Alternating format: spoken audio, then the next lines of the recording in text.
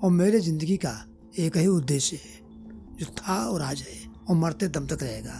वो ये है कि भारत को हिंदू राष्ट्र बनाना है। आज यहाँ गजलें, शायरियाँ, ये शायरी क्या होती है? शायरी क्या है? उर्दू लैंग्वेज है क्या? जिनका सबूत मिल जाएगा कि मंदिर तोड़कर बनाई गई है, उनमें एक को भी नहीं छोड़ूंगा, एक एक को वापस लूंगा। ये देश को बर्बाद करने में नेहरू का हाथ है। और नेहरू जी ने अन्याय नहीं किया, पाप भी किया, और इसे नेशनल सिन, और उन्होंने पूरी युवा को बेकार कर दिया, यहाँ शिक्षा पद्धति बेकार कर दी। और यही नहीं किया, जितने मेन डॉक्यूमेंट थे जो एंटी मुस्लिम हो सकते, इसमें पुरानी कहानियां लिखी थी, सबको बैन कर दिया गया। ताजमहल में 22 दरवाजे बंद कर दिए गए, इसलिए एक बार शिव मंदिर है। और एक तबका ऐसा है कांग्रेस के अंदर जो दिल से चाहता मोदी दोबारा में, वो नहीं चाहता कि इटली सपोर्टेड सरकार बने। सर, आपको 5 बच्चे पैदा करने पड़ेंगे कम से कम। आज अल्लाह के नियमत जिनको है उनको कौन खिला रहा है? हाँ, वो भी तो तो अगर अल्लाह खिला सकता है तो भगवान राम भी तो खिला सकते हैं।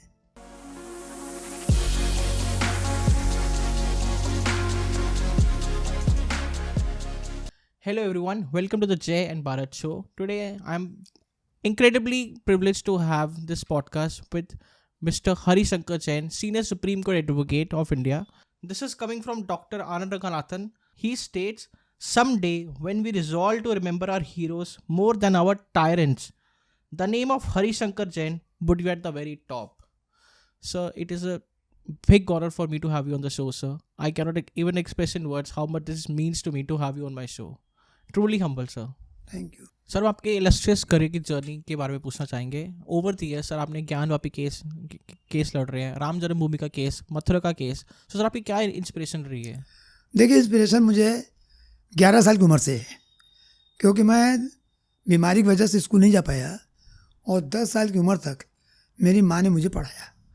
मेरी माँ एक कट्टर हिंदूवादी थी, जिसको कहते हैं कठोर थी, और आज के शब्दों में कठोर सांप्रदायिक थी। उन्होंने मुझे हिंदुत्व का पाठ पढ़ाया, और 10 साल की उम्र तक उन्होंने मुझे पूरा इतिहास, मुग़ल काल का इतिहास, आपका अलाउद्दीन खिलजी से लेकर तुगलक, कुतुबुद्दीन ऐबक, और जितना आक्रांता आए थे, सबका रक्त रंजित बीभत्स इतिहास मुझे पढ़ाया, और मुझे बतलाया कि इतिहास का कर्ज है पूरे हिंदू जनता पर। जो कुछ अत्याचार हुआ है इसको फिर सही करना है, और ज़िंदगी बेकार है, चोला जो ज़िंदगी पहने ही बेकार है अगर उसको न किया गया। और इतने मंदिर तोड़े और इतना ये किया, जौहर हुआ, वो सब मुझे सारी कैसे होता है। Right sir. मेरे पिताजी जज थे, और वो पूर्ण रूप से, थोड़ा मैं कह सकूं तो मुझे कोई दिक्कत नहीं कहने में, अंग्रेजी विचारधारा के, गांधीयन टाइप के और सेकुलरवादी टाइप के थे। तो पर मेरी माँ जो है, उनका प्रभाव मेरे ऊपर ज़्यादा था, और मैंने अपनी माँ की बात मानी। उन्होंने मुझसे कहा था कि अगर कुछ करना है तो 2 ही चीज़ है, या तो आर्मी में जाओ और या वकालत करो, तीसरा कोई जरिया लक्ष्य को पाने का नहीं है। चूँकि मेरी हाइट नहीं बढ़ी और शारीरिक रूप से उतना सक्षम नहीं था, तो आर्मी में जाने की तमन्ना मैंने छोड़ दी। ओके। वरना हो सकता है कि आर्मी में जाता तो मैं भी यहाँ इंडिया का मुशर्रफ बन गया होता। Right sir. हो सकता है। Right sir. तो मेरी माने कोई बात नहीं, लक्ष्य पूरा हो सकता है।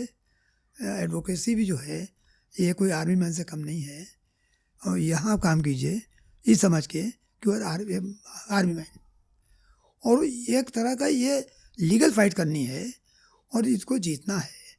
और इतिहास का जितना पन्ना काला अध्याय है, इसको जिस हद तक मिटा सकूँ तो मिटाना है। तो मैं जब प्रैक्टिस में आया, तो मैं प्रैक्टिस में वकालत में आने के बाद शुरुआत के दौर पर हर वकील को 5-7 साल 10 साल लग जाता है इस्टेब्लिश होने में। मैं प्रैक्टिस 76 में आ गया था, और 10 साल लखनऊ बेंच में संघर्ष करता रहा, तो अब बढ़ता रहा। केस भी ज़्यादा नहीं थे मेरे पास उस समय। राइट। फिर मकान ही बनवाना था, तो मेरे पिताजी जो है वो बहुत ही ईमानदार आदमी थे। उन्होंने कुछ भी पैदा नहीं किया था। रिटायरमेंट के बाद थोड़ी हम लोग के घर की हालत अच्छी नहीं थी, तो मकान ही बनवाना था। पर 86 में जन्म का ताला खुला तो विश्व हिंदू परिषद सक्रिय हुआ, संघ वाले भी सक्रिय हुए, और मेरी जो दबी भावना थी कि मुझे कुछ करना है, वो मुझे लगा कि कुछ दिख रहा है सामने। तो 86 में सक्रिय होना शुरू हुआ और 89 में लखनऊ बेंच में अयोध्या के सारे ट्रांसफ़र हो गए कि अब यहीं चलेगा हाई कोर्ट में। मैं हाई कोर्ट था ही था। उसी समय में उस मुकदमे में आ गया। वो आने के बाद उस समय मुलायम सिंह का शासन था, राम का नाम लेना गुनाह था। बिल्कुल, it was a criminal offence. काफी लोगों को नहीं पता होगा, बट राम का नाम लेना यूपी में literally was a crime. You could go to jail for it. तो ये सब चल रहा था। मैंने 52 केस, 52 केसेज लगभग दाखिल किए, जिसमें बड़े बड़े केस थे, जिसमें मुलायम सिंह के सारे कारनामे छिपे हुए थे। जो वहाँ पर जो अयोध्या में सारी धर्मशालाओं का अधिग्रहण करा लिया था, वो था। जस्टिस के एम पांडे जी ने ताला खोलने का आदेश दिया था, राइट। उनको लिखा गया था जितना बनाया जाए, वो मैंने किया और सारे केस में सक्सेसफुली किए।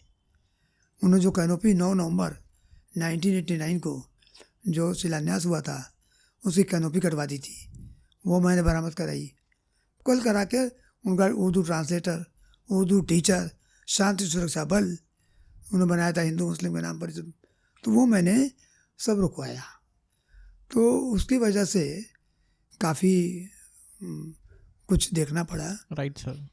1992 घटना थी 6 दिसंबर की, जब ढांचा टूटा तो मेरी माँ खुशी से पागल हो गई, बहुत खुश थी और इतनी खुश हुई कि उनको ब्रेन हेमरेज हो गया। आई सी।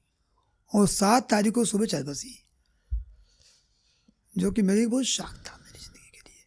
कितनी खुशी किस काम की, ओवर खुशी थी और इतनी खुशी में रात तक जो है उनको खुशी में पागल हो गई। तो 7 दिसंबर को सुबह उनका देहावसान हो गया। वो मेरी बहुत बड़ा सेटबैक था, बहुत बड़ा सेटबैक था मेरे, कि मैं सोचा नहीं था कि माँ का ही मुझे आसरा था। क्योंकि मेरे पिताजी आइडियोलॉजिकली मुझसे बिल्कुल भिन्न रखते थे। वो तो देखते थे कि हम कुछ वकालत बढ़ जाएं, पैसे कमा लें, हम जज हो जाएं, हाई कोर्ट जज ही देखते। उनको उनकी लाइफ स्टाइल दूसरी थी। मेरी माँ का जी कोई कहीं कुछ जाने की ज़रूरत नहीं है, यहीं रहना है और यहीं काम करना है। तो उनका जाना जो है मेरे लिए बहुत बड़ा दिमागी सेटबैक था। कह नहीं वे काम तो करना ही था। तो 13 दिन मैंने बिताने के बाद किस तरह मैं बिताया मैं जानता हूँ। जब पूरा सब काम हो गया, 20 दिसंबर को मैंने मुकदमा दाखिल किया और मेरे इतिहास का, लाइफ का जिसको कह सकते, इतिहास तो अपनी जगह, लाइफ का मेरे एक ऐसा क्षण था कि जो मैं सोच नहीं सकता था। वो था रामलला दर्शन के लिए। जब ढांचा टूटा था तो मेकशिफ्ट टेम्पल बना था, तो मेकशिफ्ट टेम्पल पर दर्शन पूजा बंद कर दिया गया। गवर्नमेंट रोक दिया था कि आप यहाँ दर्शन या पूजा नहीं हो सकती। तो ये बात मुझे लगी कि भाई ठीक है, वो टूट गया ढांचा जो भी था, पर भगवान का दर्शन क्यों नहीं होगा, पूजा क्यों नहीं होगी, पूजा रुक कैसे सकती है। तो मैंने उसके लिए 21 दिसंबर को याचिका दाखिल कर दी हाई कोर्ट में, इसी तरह की बात। और जाड़ी की छुट्टी में, विंटर वेकेशन में 26, 27, 28 दिसंबर को उस पर सुनवाई हुई। और 1 जनवरी 1993 को जब सुनवाई के बाद जजमेंट आया तो तबीयत खुश हो गई। तबीयत था कि रामलला कॉन्स्टिट्यूशनल एंटिटी है। उसके पहले बता दूं, किसी को नहीं मालूम था कि भगवान राम संविधान के पेजेस पर, भगवान के संविधान के पेजेस पर चिन्हित है। ये उसी केस में मैंने दिखाया। उसके बाद सब आ गया। और वो समझ लीजिए कि एक ऐसा क्षण था जिस समय हिंदू समझ रहा था या समझाया जा रहा था, समझाया जा रहा था कि आपने बहुत बड़ा पाप किया है, आप गुनाहगार हो। और सब हिंदू अपने को समझ रहे थे कि ढांचा तोड़ा है, क्या हमने गुनाह कर दिया है। जो कि मेरी निगाह में शौर्य का प्रतीक था, उसमें कोई अपराध की बहुत नहीं होना चाहिए था।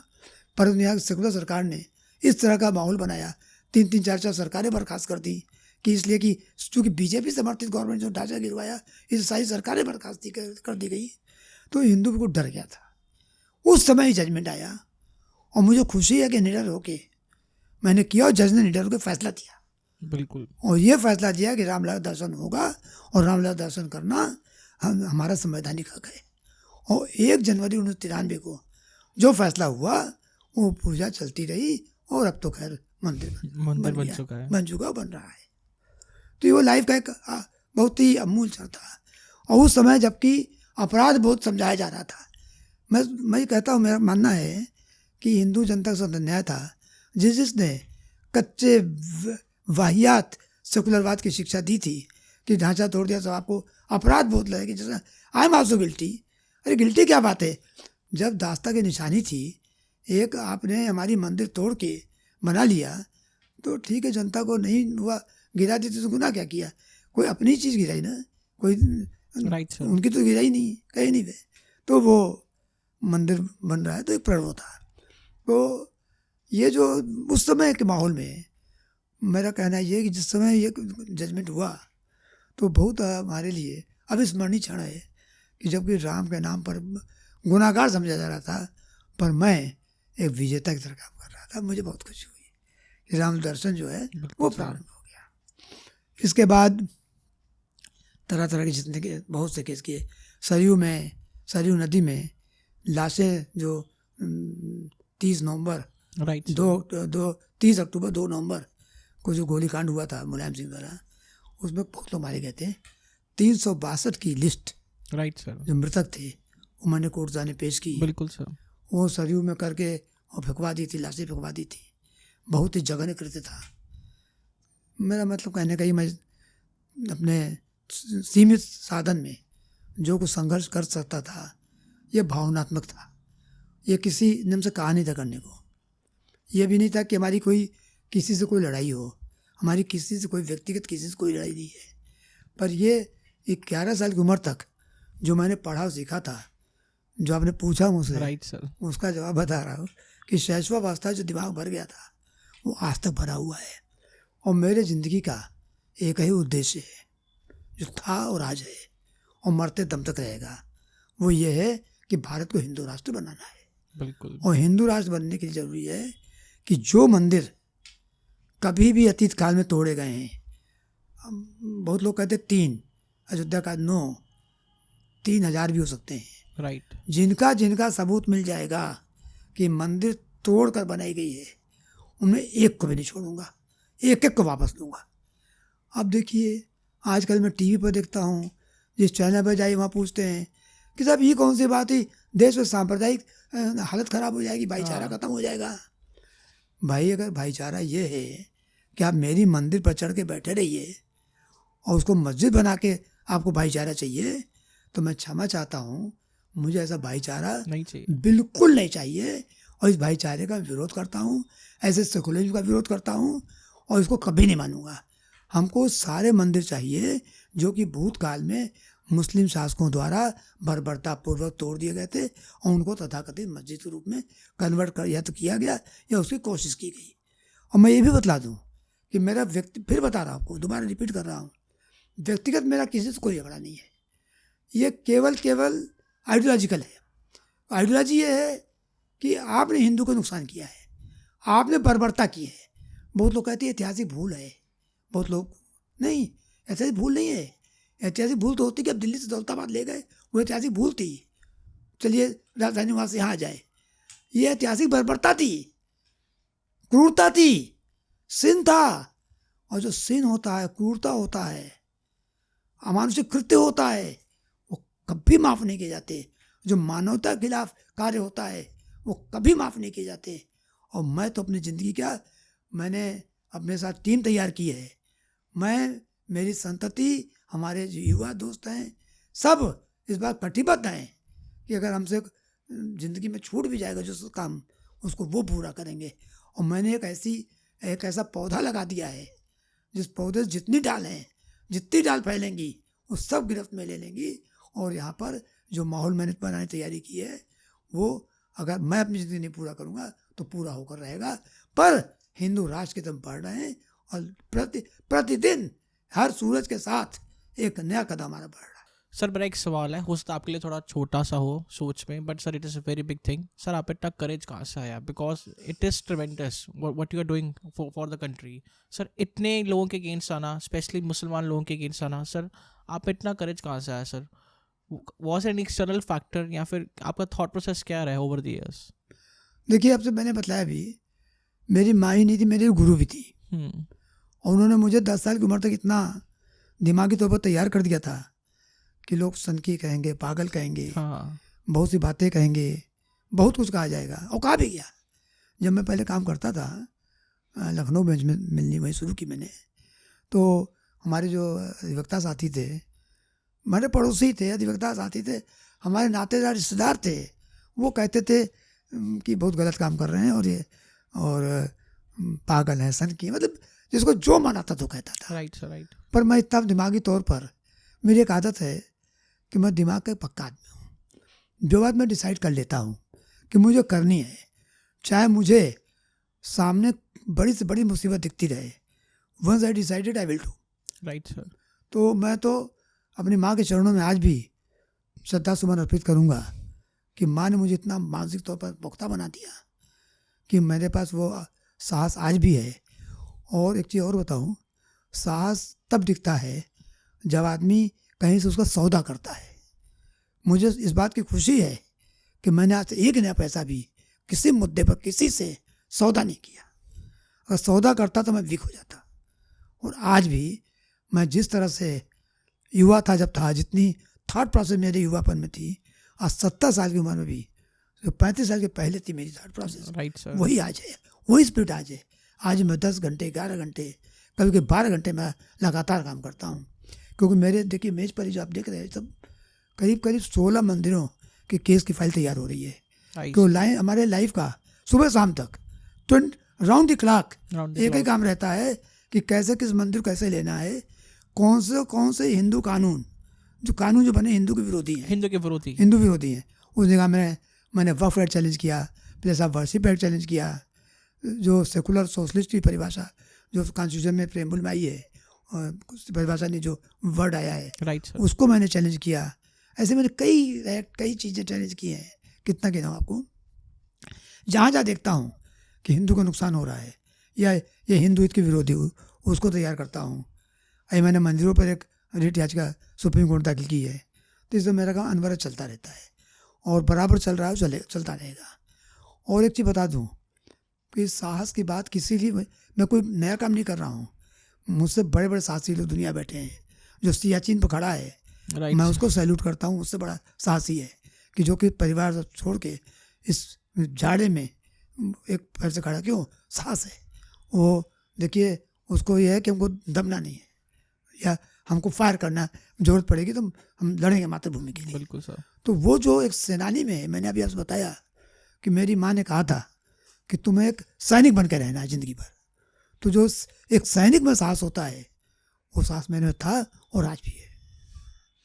सर जब से हमारा देश आज़ाद हुआ 1947, सर डू यू थिंक कि सोशली भी we have been partition, like एक तो रिलीजियस बेस था ही कि इंडिया पाकिस्तान अलग हो गए, बट सर सिंस देन आप कांग्रेस गवर्नमेंट को कैसा व्यू करते रहे over the years till 2014? What has Congress done for the country to divide it? देखिए बड़ी साफ बात है, मैं कांग्रेस और बेकांग्रेस नहीं जानता। मैं अभी समय किसी पार्टी का नाम नहीं लूँगा। Right sir.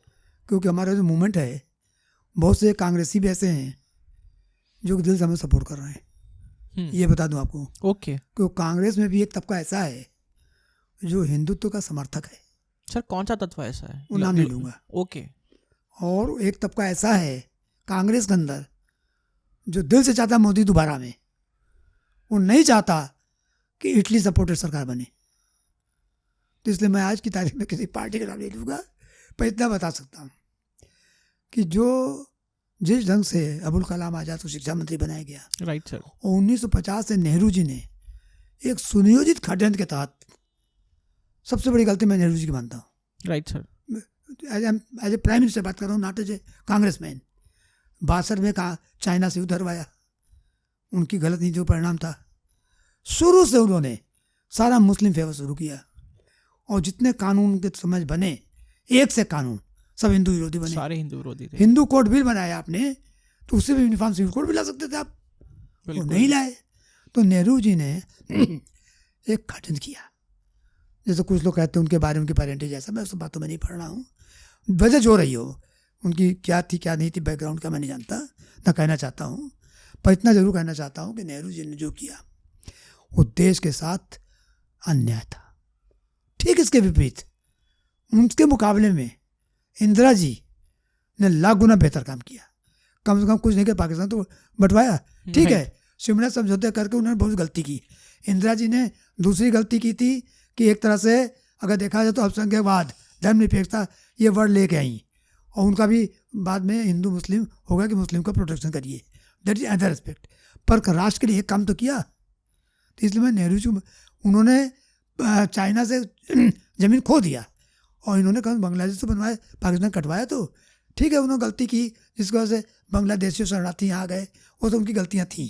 पर इसके बावजूद इंदिरा जी को ज़्यादा नंबर मिलेगा in compare to any other person. Lal Bahadur Shastri साहब और इंदिरा जी ने तभी बेटर काम किया। पर ये जो सारी की सारी कहानी है, ये देश को बर्बाद करने में नेहरू का हाथ है। और नेहरू जी ने अन्याय नहीं किया, पाप भी किया, और ये चीज़ें नेशनल सिन, पूरे देश का अन्याय पाप है। He's a disgraced prime minister of the yes, country. और उन्होंने पूरी युवा को बेकार कर दिया, यहाँ शिक्षा पद्धति बेकार कर दी। और यही नहीं किया, जितने मेन डॉक्यूमेंट थे जो एंटी मुस्लिम हो सकते, इसमें पुरानी कहानियाँ लिखी थी, सबको बंद कर दिया गया, एक एक को। ताजमहल में 22 दरवाजे बंद कर दिए गए, इसलिए एक बार शिव मंदिर है। तो ये सब नेहरू जी समय में हुआ। नेहरू जी ने जब अयोध्या में मूर्ति पूजा शुरू हुई थी 22/23 दिसंबर 1949 को, तो उन्होंने कहा मूर्ति हटाओ वहाँ से। वो तो कहिए कि नैया साहब डिस्ट्रिक्ट मजिस्ट्रेट थे, उन्होंने कहा नहीं, मूर्ति नहीं हटेगी, नहीं हटवाया। तो मैं देश का इतिहास की बात कर रहा था कि नेहरू जी जो किया वो देश से तो न्याय था। और जो कुछ सुधार हो रहा है, वाकई में 2014 से सुधार शुरू हुआ है। उसके ठीक 10 साल पहले मनमोहन सिंह साहब को मैं कुछ नहीं कह रहा हूँ, पर वो मजबूर थे, वो एक मजबूर प्राइम मिनिस्टर थे। पूरा सारा तंत्र केवल और केवल इटली संचालित हो रहा था। यहाँ का पूरा पैसा माल सब यहाँ से बाहर जा रहा था। और जो चाणक्य ने लिखा है, आप लोगों ने पढ़ा होगा, देखा होगा, पढ़ लीजिए, कि कभी विदेशी महिला वो यहाँ के शासन की कभी अच्छी नहीं हो सकती, राइट सर, और होना नहीं चाहिए। वही असर उनकी फैमिली पर आया है। और यही कारण है कि आज भारतीय परंपरा में कोई कहीं फिट नहीं हो पा रहा है। उनको तो विदेशी चीज़ें समझ में आती हैं और हिंदू की कोई चीज़ समझ नहीं आती है। मतलब आपने राम जी को कह दिया कि भगवान राम काल्पनिक पुरुष थे, सुप्रीम कोर्ट अफिडेविट दिया। जब राम मंदिर बना तो वहाँ नहीं गए, केवल मुस्लिम वोट के लिए। और इसलिए कि आप में इतनी हिम्मत नहीं है कि आप सोनिया जी को नाराज़ कर सकें, क्योंकि शी टोटली एंटी हिंदू। तो ये सब बातें चल रही कांग्रेस की। मैं कांग्रेस का कम उन नेताओं की बात कर रहा हूँ जिन्होंने ऐसा किया है। पर आज भी कांग्रेस का एक तबका है, जैसे प्रमोद कृष्णन जी हैं, उनका ऐसा एक तबका है, उनके साथ बहुत बड़ा एक तबका है जो कि घुटन महसूस कर रहा है। इसको लग रहा है कि कांग्रेस आज हिंदुत्व से और देश से अलग जा रही है। तो वो एक विचारधारा की लड़ाई है। राइट सर, मैं समझता हूँ हमेशा से अलग रही है, अलग से रही है। राइट, वो होगा, एक दिन होगा, उसमें भी मामला भी आगे आएगा। सर प्रेजेंट डे सिनेरियो पे आते हैं, ज्ञानवापी केस के ऊपर। Sir there are some statements I would want to read. Our faith is above any court. Enough is enough. We showed patience with Babri. We will not show any patience with Gyanvapi. Inshallah, this battle will be fought on the streets. It will be very tough for the government if our youth go out of control. There is lava bubbling inside. There could be a big blast. If the government wants riots, we are ready. We are neither scared of police, lathis, nor bullets. So this is coming from Maulana Taqi Raza Khan, Ittihad-e-Millet Council. And he is an immediate threat to this nation. So sir, आज जब ऐसी statements आप circulate होंगी in this country, तो sir आपको क्या लगता है कि कैसे समाज का सर आगे रहेगा? देखिए, तौकीर रजा साहब जो हैं, इनकी बात पर टिप्पणी करना ही बेकार है। क्यों? इनके साथ आम मुस्लिम नहीं है, पहली बात। ओके, पहली बात, आम मुस्लिम नहीं है। ये चाह रहे कि आ जाए, ऐसी तकरीरें कर रहे हैं कि देश का माहौल ख़राब हो, दंगे हो। पर मैं ये बतला दें, आम मुसलमान जानता है कि दंगा करने का वक्त नहीं है, हिंदू जाग चुका है। ओके, और मुसलमान दंगा तब करते हैं जब जानते हैं हिंदू सो रहा है, कमज़ोर है। आज सबको मालूम है कि हिंदू बहुत जाग चुका है, अधिकारों के लिए जाग गया है और अधिकारों को लेने के लिए आगे बढ़ रहा है। तो ये लोग कभी जागते हुए शेर से नहीं भिड़ते हैं, जानते हैं कि स्थिति जो है ऐसी नहीं कि हम दबा ले जाएंगे। Right sir. क्यों मुस्लिम तभी हावी होता पुरातन काल से, आज से नहीं, पुरातन काल से जब से आए हैं। जब देखा कि आदमी दब जाएगा तो दबा लेते हैं, जब आदमी नहीं दबाता तो नहीं दबा पाते। एक बात। दूसरी बात कि ये धमकी देना, ये करना, तो मैं भी कहूँ कि मैं भी ऐसा कर दूंगा, ये कोई हमारे उनके में क्या फ़र्क रहेगा। पर अगर वक्त ज़रूरत आती है तो मैं ये भी बतला दूं कि हिंदू भी एक इंसान है, उसका भी अपना एक वजूद है, और वजूद की लड़ाई चल रही है, तो वजूद की लड़ाई में हम भी पीछे रहने वाले नहीं है। इतना मैं इतना ही कह सकता हूँ। पर मुझे उम्मीद है कि मुस्लिम जो देश के कानून से जो काम हो रहा है और कानून सम्मत काम हो रहा है, उसको स्ट्रीट पर लाने की गलती नहीं करेगा। गलती करेगा तो कानून ही उसको निपटेगा और देखा जाएगा क्या होता है। सर जैसे के मोहम्मद साहब हैं, आर्कियोलॉजिकल सर्वे ऑफ इंडिया के हेड रह चुके हैं सर, वो खुद बोलते हैं कि जो इस देश में एक मुसलमान हो या हिंदू हो, what ever it may be, अगर वो राम कृष्ण को अपने गुरु नहीं मानते, अपने भगवान नहीं मानते, तो वो गलत राह पे चल रहे हैं। एंड सर ऐसी स्टेटमेंट उनसे आना, it is a very big thing. तो सर आपको क्या लगता है कि do you have some words to say to our Muslim fellows in the country कि वो इन केसेस में कुछ सिविल वॉर्स करने का खतरा ना डालें, या फिर बड़ा पीसफुली इसको एक्सेप्ट करें and they are rather proud of these things, ऐसा कुछ? So do you have such statements like that? देखिए, हर देश की, कोई देश उठा लीजिए, एक्सेप्शन नहीं इसका, कोई भी, हर देश, चाइना हो सकता है, रशिया हो सकता है, अमेरिका हो सकता है, ब्रिटेन हो सकता है, जर्मनी हो सकती है। हर देश की अपनी एक पृष्ठभूमि होती है, हर देश की सभ्यता होती है, संस्कृति होती है, और जो उस देश की मूल संस्कृति है उसको नष्ट कभी कोई करने की कोशिश न करना चाहिए, और न होती है किसी करने से। देखिए, वर्ल्ड में क्या है मुझे इससे मतलब नहीं है। इस देश का कण कण भक्तिमय है, धार्मिक है। राम, कृष्ण, शिव, शक्ति, ये चार इस देश के कण कण में समाहित हैं, और जिसको इस देश में रहना है और शांति चाहता है तो उनको इस चार हस्तियों को मानना ही पड़ेगा। इनके, जिसको बोलते हैं कि इनके प्राइड के खिलाफ, इनकी प्राइड क्या कहेंगे इसको, मतलब इनके वर्चस्व के खिलाफ, राइट सर, बोलने की हिम्मत नहीं करनी चाहिए, और करेगी तो जनता भी सहन नहीं करेगी। देखिए, बड़ी साफ बात है, और इसमें कहने में कोई गुरेज नहीं है कि देश का पार्टीशन ही हुआ था कि जिन्ना ने कहा था हिंदू मुसलमान दोनों साथ नहीं रह सकते। यानी साफ बात थी, जो आदमी चाहता है कि इस्लाम के हिसाब से देश चले, और जो आदमी चाहता है कि हिंदू वर्चस्व ना हो, वो पाकिस्तान चले जाए। और लोग गए भी, जो इंडिया में रह गए वो समझ के रहे कि ये हिंदुओं का देश है, और मैं हिंदुओं के साथ मिलकर रहना, हिंदुओं के साथ के हिसाब चलना है। मैं आपके घर जाऊँ, मान लीजिए कि अपने घर में अपने पिताजी की रोज़ अगरबत्ती करते हैं, या दादा नाना किसी की जो आपके पूर्वज रहे हैं, और मैं चाहूँ रुक जाए तो रुकेगी, क्योंकि आप तो उठोगे तो आप तो पहले अपने पिताजी को प्रणाम बोलोगे या पूर्वज को प्रणाम बोलोगे। Right sir. तो हमारे घर तो नहीं होगा, वो आपके घर की संस्कृति है, तो इस देश की संस्कृति है, और इस देश संस्कृति मंदिर की है। मंदिर से आप देखिए आज एम्प्लॉयमेंट कितना बढ़ रहा है, जहाँ जहाँ मंदिर बढ़ गए वहाँ एम्प्लॉयमेंट बढ़ रहा है। चाहे अयोध्या देख लीजिए, सामने देख लीजिए, वाराणसी देख लीजिए, अभी यहाँ पर श्री कृष्ण जन्मभूमि बन जाए, आप देखिए ब्रज पूरा जग जाएगा।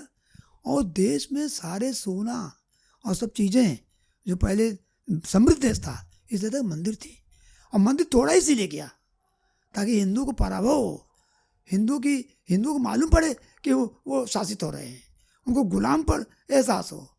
मैं बताऊँ, इसी कड़ी में जो कुतुब मीनार के बगल में कुव्वत उल इस्लाम मस्जिद है, उसका नाम कुव्वत उल इस्लाम, यानी इस्लाम की ताकत। मस्जिद नहीं है, नेम्ड इस्लाम की ताकत। क्या इस्लाम की ताकत कोई मस्जिद होगी? तो गिराई इसलिए क्या था, इस्लाम की ताकत मालूम पड़े। और जितने मंदिर गिराए गए वो इस्लाम की ताकत दिखाने के लिए किए गए।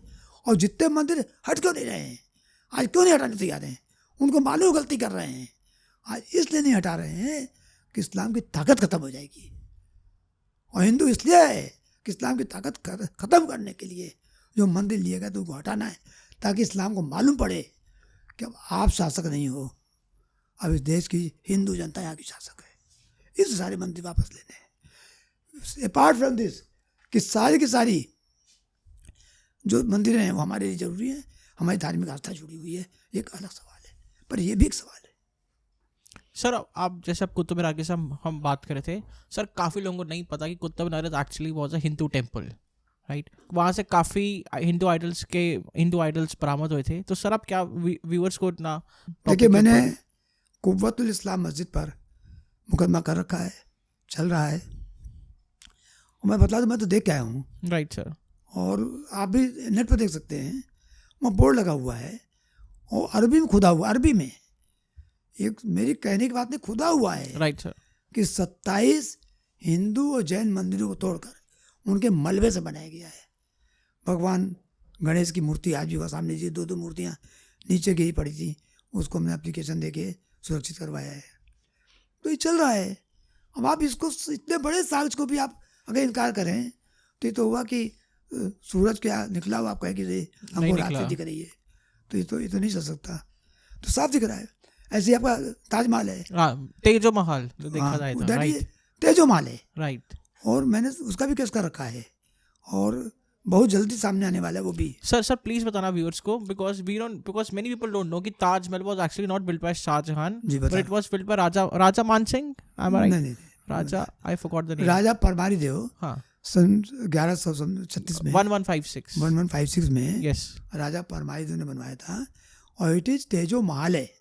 वहाँ पर तेजा जी करके भगवान शिव का ज्योतिर्लिंग, ना तो ज्योतिर्लिंग बट भगवान शिव का है, लिंग है, स्थापित है, और वो तेजो महल था। वहीं पर उनका नाम नागनाथेश्वर, उनका पूरा नाम था अग्रेश्वर महादेव। तो वो मैंने केस किया हुआ है और 50% ज़्यादा हम साबित कर चुके हैं, और यहाँ रिकॉर्ड है मेरे पास, बिल्कुल मतलब एब्सोल्यूट रिकॉर्ड है इस बात का कि इसको शाहजहां ने नहीं बनवाया था। राइट। ये पूरा गलत प्रचारित किया गया है। ये मंदिर था, और मंदिर को शाहजहां ने मंदिर कह के लिया था कि हमको कब्र बनाने दी जाए, और उस समय उनको कर देना पड़ा उनको, राजा जय सिंह को। Right sir. नहीं तो वो बचते नहीं। मेरे पास उसका पूरा सबूत है, और रिटर्न सबूत है, बता रहा हूँ आपको। Right sir. और दावे के साथ का रिटर्न सबूत है। इसमें किताब रखी हुई उस जमाने की, फारसी में लिखी, वो मेरे पास है, उस सब मैंने तैयारी कर ली है। तो तेजो महल भी हम वापस बहुत जल्दी लेंगे, और सच्चाई पूरी की पूरी जनता के सामने आएगी। सर आप क्या current status of this cases बता सकते हैं? ताजमहल का इस वक्त जौन सा आपने केस फाइल किया हुआ है, उसका क्या स्टेटस है? कुतुब मीनार का क्या स्टेटस है? सिमिलरली मथुरा जन्मभूमि का और ज्ञानवापी का, गौशाला का भी है। देखिए, कई मुकदमे चल रहे हैं। आई सी। मैंने लखनऊ में, सर जजेस का क्या ओवरटेक करा है उसके ऊपर? लखनऊ में लक्ष्मण टीला था, टीलेश्वर महादेव मंदिर, उसको तोड़कर टीले वाली मस्जिद बनाई गई। उसका मुकदमा 2013 से चल रहा है, वो भी काफ़ी हद तक अच्छा चल रहा है। Right sir. ये आपने भोजशाला जानते होंगे, भोजशाला में राजा भोज का बनवाया हुआ मंदिर था, वाघ देवी, माँ सरस्वती इसको बोलते हैं। वो हमने रिट दाखिल किया हाई कोर्ट में, इंदौर हाई कोर्ट में। 11 मई 2022 को एडमिट हो चुकी है, उसमें काउंटर ज्वाइंटर हो चुका है, जवाब आ चुका है, और बिल लगने वाला है बहुत जल्दी। किस जन्मभूमि का मामला है वो हमारा 2020 से चल रहा है, हाई कोर्ट में है, और उसकी भी हियरिंग चल रही है। अभी एक आर्डर हुआ था सुप्रीम कोर्ट से भी रुका हुआ है, वो भी कार्रवाई आगे बढ़ रही है। तो जितने मंदिर के अभी 7-8 मामले सामने दिख रहे चल रहे हैं, एक एक कम जीतने जा रहे हैं, क्योंकि इतने पुख्ता सबूत हमारे पास, बिल्कुल, कि उन सबूतों को झुठला पाना किसी के बस का नहीं है, और मुझे उम्मीद है मुझे न्याय मिलेगा। तो वो सब तो करने ही जा रहे हैं। साथ साथ जितने मंदिर हैं उन सबको वापस लेना है। मैं इसको दोहरा रहा हूँ। मैं बतलाऊँ जरा, एक भोजशाला की बात बता दूँ आपको। भोजशाला में गया, को देखने गया, तो कमाल मौला मस्जिद कही थी साहब। वहाँ आप सामने जाके देख लो, कोई मस्जिद ही नहीं है, पूरी मंदिर है। वहाँ हवन कुंड है, उसमें एसआई ने उनको परमिशन दे दी, डायरेक्टर एसआई ने, और जाके हफ्ते में शुक्रवार को वहाँ नमाज पढ़ते हैं, वहाँ गंदा करते हैं मनकुंड, और जो निशान उसको मिटाते हैं। आपको मालूम है वहाँ पर एक बार पाया गया था खुदाई में, हनुमान जी की बड़ी भारी मूर्ति वहाँ दबादी के नीचे खुदाई होगी, तो मालूम पड़ेगा सबको कि क्या क्या चीज़ है वहाँ। तो सब मैं सामने लाऊंगा। तो वहाँ का मामला चल रहा है, और मामले राइट सर। होंगे। और इसमें यही नहीं, हमारे पास पश्चिम बंगाल का मामला है, हरियाणा का है, मध्य प्रदेश का है, बंगाल का है, बिहार का है, देश के कोने को, कर्नाटक का है, महाराष्ट्र का है, कोने कोने से लोग मेरे पास भेज रहे हैं। और सब के चिट्ठे एक एक के, जब मतलब ये कि टाइम लगता है मुझे, राइट सर, राइट। क्योंकि मैं पूरी स्टडी करके देखने के बाद तब करता हूँ। तो सब चल रहे हैं, सब कार्रवाई चल रही है सर। ओवर द इयर्स आपका सर इतने दमदार केसेस आपने सर लिए हैं इसके। सर आपको कभी ऐसा हुआ कि यार you are feeling very low, आपका सर आपके लाइफ में कभी कोई वीक पॉइंट आया हो, वेरी वेरी वल्नरेबल पॉइंट, और maybe you generally got scared for life और for others, maybe for your son, maybe for your family, any weak point sir? मैं weak point से क्या समझते हैं, मतलब इन द सेंस कि you are feeling कि मुझे इतनी सपोर्ट नहीं मिल रही लोगों से, या फिर मेरा समाज नहीं मेरा साथ दे रहा, या फिर मैं खुद अंदर से टूट रहा हूँ। जैसे एक आदमी होता है ना कि आउट अंडर डेंजर और प्रेशर आदमी टूट जाता है sir, like this is what most people do. Sir आपको कभी ऐसा हुआ कि that you are feeling breaking down और वेरी वल्नरेबल? देखिए, मैं तो एक लाइन याद रखे हूँ, राइट सर, एक लाइन याद रखे हूँ, खूने दिल से दिए जो जलते हैं आंधी उन्हें बुझा नहीं सकती। डरता उड़ता वो है जो कुछ लिए हो। मैं आपसे कुछ लूँगा तो आपको आंसर है बोलूँ, राइट। मैंने आपसे कोई लिया ही नहीं तो मैं आंसर बोल क्यों होऊंगा। और डरने की बात रही, जब मैं काम को शुरू भी किया था उस समय, जिस समय अभी आपको बतलाया था कि राम का नाम लेने पर ये इतने बड़े बड़े वहाँ पर कांड हो रहे थे, मैं उस समय नहीं डरा। तो डरना तो मैं आज तक नहीं कभी, क्योंकि जब तक आदमी का अपना कोई वीक पॉइंट नहीं होता, राइट सर, वो डरता नहीं है।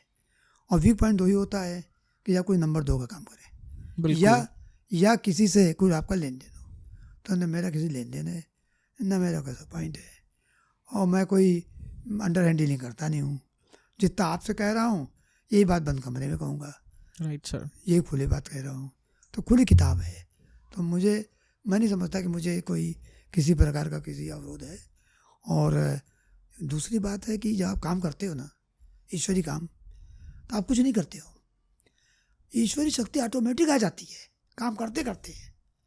जैसे मरा कहे कि वो क्या कहते हैं, वाल्मीकि जी को राम राम कहने लगे, तो उनमें आ गई उस जमाने में, त्रेता युग में। बिल्कुल तो सर। हम लोग तो आज काम कर रहे हैं, तो कलयुग में कर रहे हैं। तो काम करते करते ईश्वरी शक्ति ऑटोमेटिक आ जाती है, और कोई भय नहीं होता। Sir last year I think की बात है कि आप और विष्णु सर आप गाड़ी में ज्ञान वापी मस्जिद का सर्वे करने के लिए जा रहे थे। तो sir I think around 50 to 60,000 Muslim people had surrounded your car. Sir what was going on at that moment? आपको सर कैसा फील हुआ? देखिए, मैं क्या कहूँ उसमें, टीवी का उस दिन का निकाल के क्लिप देख लीजिए, जो नज़ारा तो आप सबको मालूम है। और भोलेनाथ का कृपा थी, उनका आदेश था, तो पहुँचे और सब कुछ हुआ। और भगवान भोलेनाथ स्वयं प्रकट हो गए। तो जब भोले बाबा प्रकट हो गए, उनका आदेश और आशीर्वाद है, तो मुझे किसी आम आदमी से डरने को घबराने की जरूरत क्या है। अब देखिए, उसे 16 मई को पूर्णमासी का दिन था, और सुबह सुबह भगवान भोलेनाथ प्रकट हो गए। और फिर अभी नहीं होगा, अभी बनारस में और मथुरा दोनों जगह बड़े बड़ी चीज़ें निकलेंगी। अभी आगे केस बढ़ने दीजिए, बिल्कुल सर, बिल्कुल चकित करने वाली निकलेंगी। और मैं जितने मंदिर केस कर रहा हूँ या करूँगा, उन सब में मैं श्योर हूँ कि ईश्वर मदद करेगा। और जो इतिहास में जो कुत्सित काम हुए, मतलब I am using the word कुत्सित, अमानवीय, उन कामों को फिर से सही कराना, ये इतिहास के साथ न्याय है। खाली न्याय आज का नहीं है, और आने वाले समय में भी पूरे वर्ल्ड को संदेश देना है कि हिंदू जनता सह तो लेती है एक समय में, पर प्रतिकार करना भी जानती है। हम उन लोगों में से नहीं है कि चूड़ी पहन के बैठे रहें और कुछ ना बोलें, खाली लालच में रह जाएं। और अगर एक आदमी निकल आता है तो पूरी सल्तनत को हिला देता है। राणा प्रताप जी ने अकेले सल्तनत हिला दी थी, शिवाजी ने अकेले सल्तनत हिला दी थी। तो उस समय का जमाना था। अब तो बिल्कुल सर। हमारे साथ युवा है, पूरा वो है, जय श्री राम है। अब तो सब लोग साथ हैं। तो आज का जो माहौल चल रहा है, धीरे धीरे, ठीक है, रफ्तार धीरे है, पर एक एक दिन हर सूरज के साथ हम हिंदू राष्ट्र की तरफ बढ़ रहे हैं। सर अब जैसे हम मुलायम सिंह यादव की बात कर रहे थे, सर उनके एक स्टेटमेंट है, My direct order to fire at the car civics on October 13, 1990 was needed to save Babri Masjid and maintain the faith of Muslims in our country. Even if 30 people had died in the firing instead of 16, I would still have not withdrawn my decision. Sir, then this man is awarded Padma Vibhushan by the BJP government. Sir, आपको क्या feel हुआ sir उस time पे, the day this decision was made by the BJP government to award this guy Padma Vibhushan? मुझे बहुत दुख हुआ, धक्का लगा sir. Way do think BJP government is lacking? मुझे धक्का लगा सर, सारे देश को धक्का लगा होगा, मैं तो कहता हूँ। धक्का उन सबको लगा जिनके घर के बच्चे गए थे, हाँ, जिनके घर में बत्ती हमेशा के लिए बंद हो गई, दीपक बंद हो गया। उन लाखों राम भक्तों को ठेस लगी, जिनके कार सेवकों को या जो मशाल लेके चले थे उनको इस तरह से कुछ बर्बरता से मारा गया। और ये बात कोई डाइजेस्ट नहीं कर पाए। सही है सर, ऐसे स्टेट पे जहाँ पे राम का नाम लेना भी इट इज़ अ क्राइम, और 400 लोग मार देना car sevaks, like peaceful people, Hindus. तो सर आपको क्या लगता है कि बीजेपी गवर्नमेंट को क्या करना चाहिए? Like what are your expectation from the party? देखिए, गवर्नमेंट की अपनी बहुत सी मुसीबतें दिखते होती हैं। हाँ, तो मैं गवर्नमेंट डिपेंड नहीं करता, पर हाँ, विश्व हिंदू परिषद को और जितने हिंदू संगठन हैं उनको मिल के चाहिए कि जो भी जितने कार सेवक भूतकाल में जितने मारे, जिनका सबूत मिल जाता है कि हाँ ये कार सेवक थे और हिंदू काज के लिए राम जन्मभूमि के लिए मरे हैं या उन्होंने बलिदान दिया है, मरे वर्ड मैंने गलत कह दिया, बलिदान, राइट सर, बलिदान दिया है।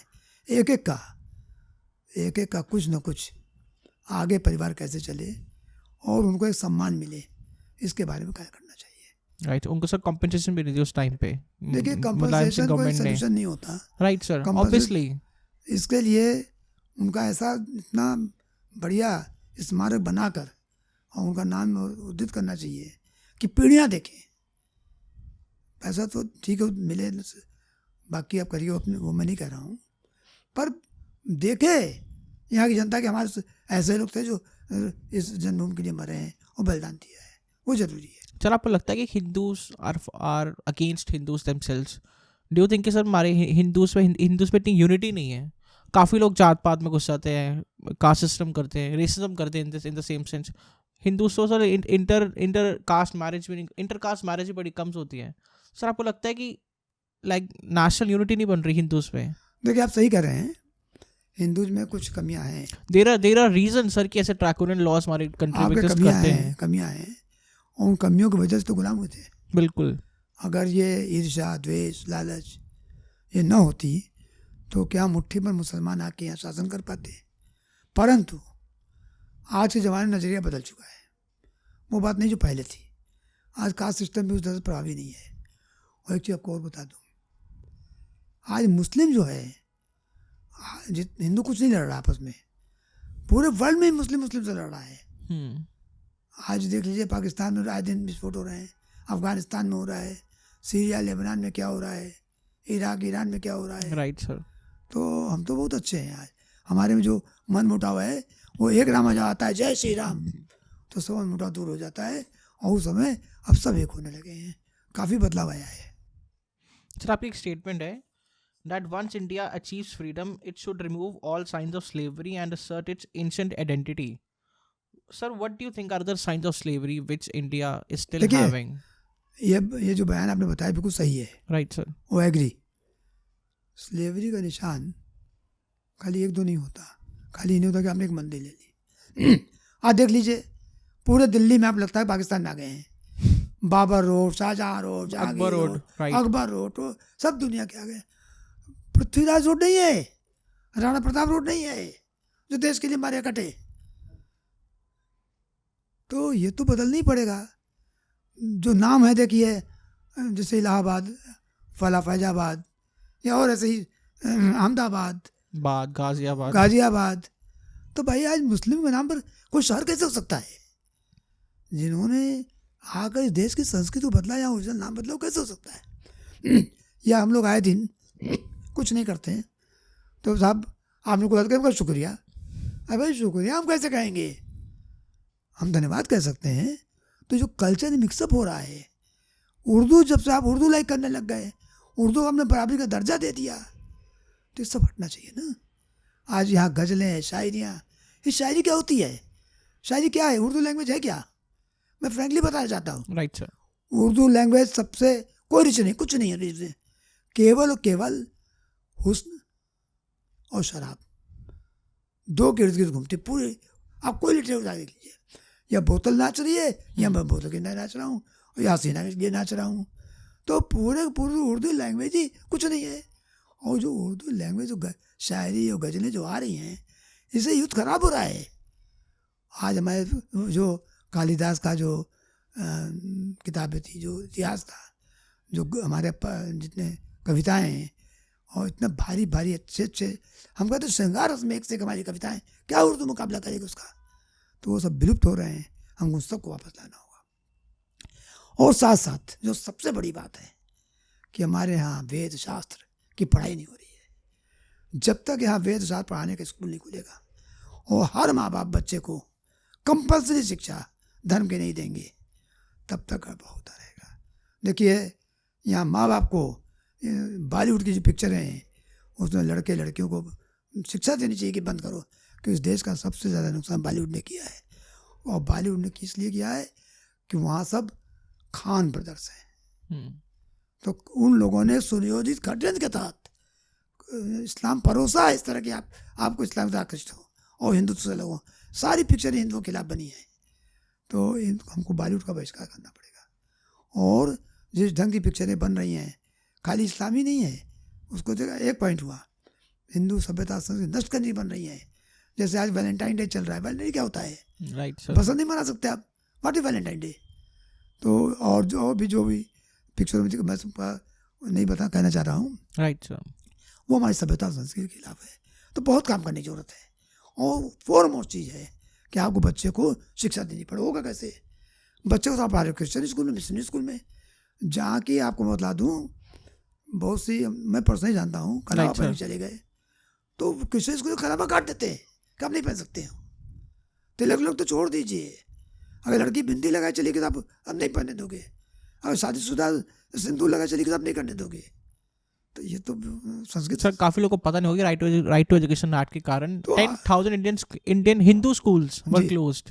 तो लॉज ही सर ऐसे रहे हैं। नहीं, बहुत से लोगों ने जबरदस्ती बंद कर दिया। ये भी है। दूसरी बात ये है कि आपको लोगों ने गलत इंटरप्रेट किया और पढ़ाया नहीं गया। आप संस्कृत स्कूल के नाम पर स्कूल खोल सकते हो, अगर उर्दू के नाम पर खोल सकते हो तो संस्कृत नाम पर भी खोल सकते हो। किसने कहा नहीं खोल सकते हो?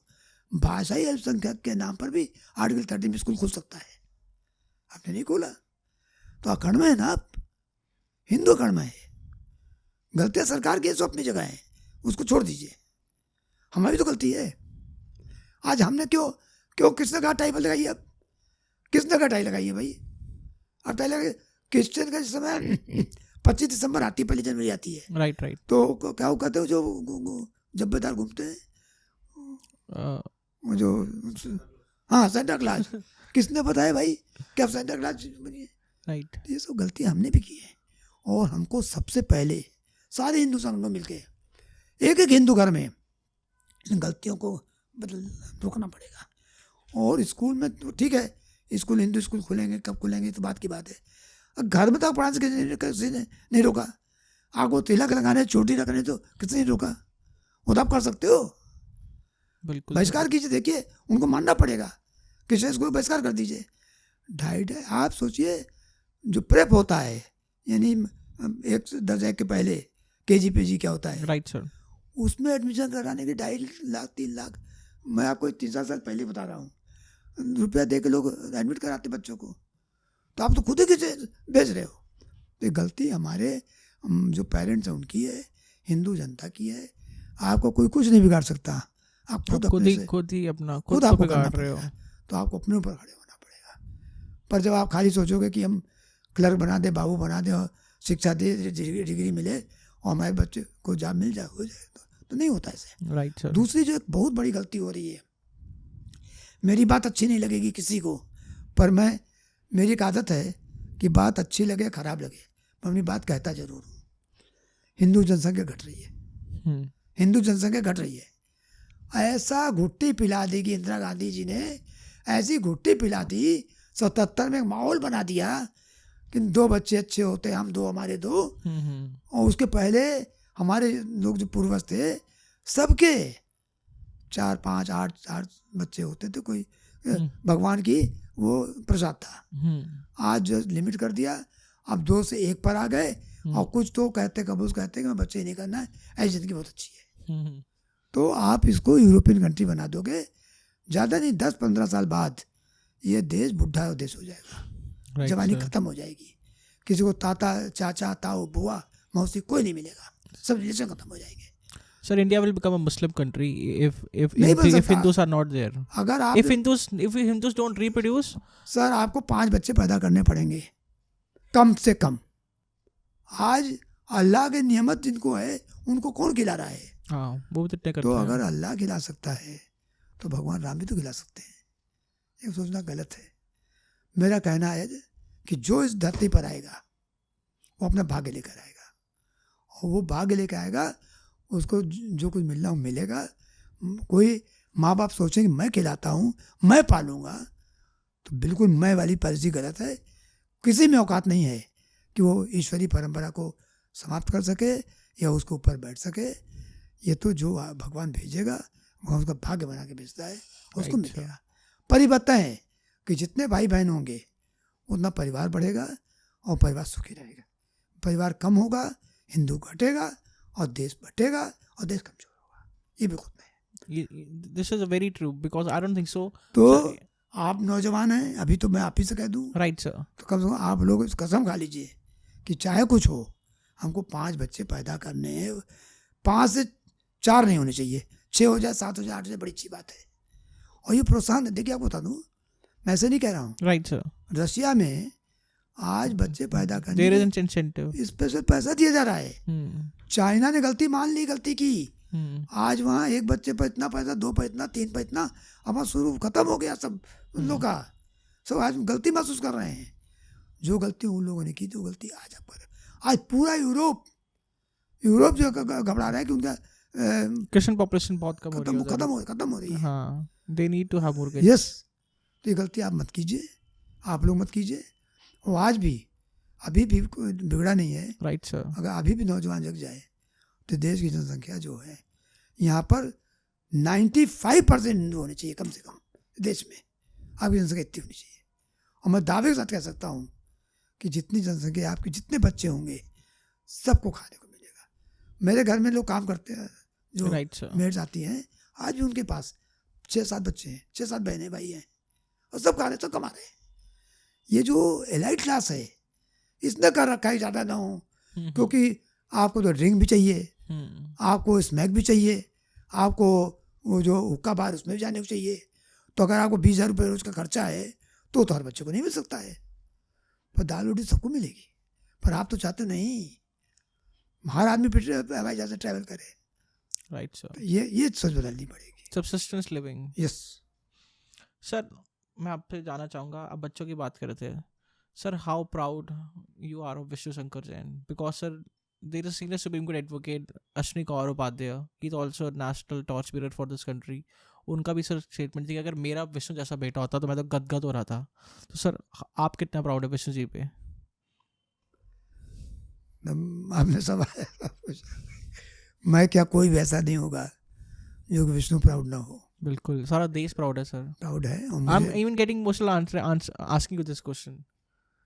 मैं सर इमोशनल हो रहा हूँ एक क्वेश्चन पूछते ही, बट देखिए कंटिन्यू सर। मैं बता दूं, हर बच्चे की इच्छा होती है, और विष्णु भी इच्छा थी, क्योंकि उसने पैसे का भाव देखा था मेरे साथ। मेरी वाइफ ने पैसे का भाव देखा था, और उन लोग मुझसे बड़ी शिकायत थी। और मेरे बेटे की पहले तमन्ना ये थी कि पापा आपने तो हमें बहुत ही उसमें रखा है, मैं कमा लूँगा, देखिए मैं क्या करता हूँ। तो उसको भी ललक थी।